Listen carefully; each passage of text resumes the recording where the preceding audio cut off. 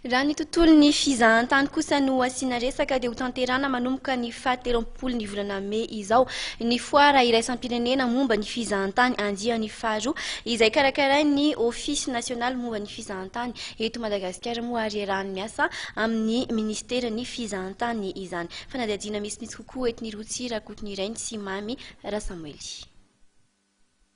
Ho totosaina amin'ny faha-13 ny volana Mey ho avy izao ny andian'ny faharoa amin'ny hetsika foara iraisam-pirenena ho an'ny fizahan-tany. Vokatry ny fiaraha-miasa eo amin'ny ministeran'ny fizahan-tany sy ny ofisy nasionaly izay misahana ny fizahan-tany eto Madagasikara no isan'ny nahatonga ny hetsika.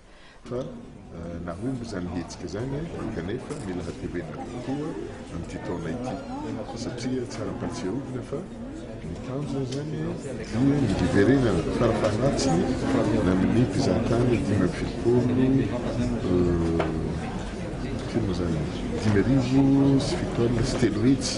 eo moa zany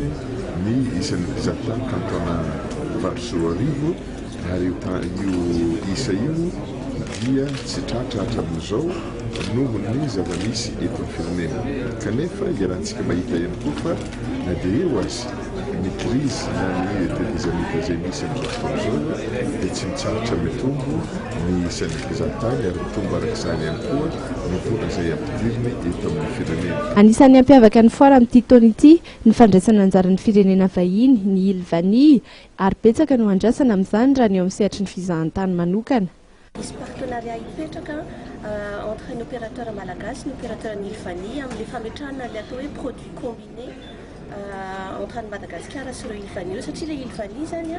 tsy maintsy hoe tourisme ohatran'ny hoe européana zany mankaty amin'ny océan Indien dia ao anatina voyage anankiray izy dia sady manao Madagasikara manao Maurice na manao Madagasikara manao La Réunion nefa izay zavatra izay tsy maintsy apetraka mazava entre ny opérateur malagasy ny opérateur amin'ny Ilvanie ireo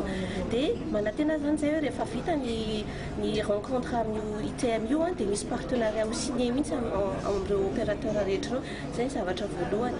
Anisan'ny anohana trano hetsika ihany koa moa ny Madavision izay efa niara-niasa tamin'ny ofisy nandritra ny andiany voalohany amin'ny foara iraisam-pirenena ho an'ny fizahan-tany.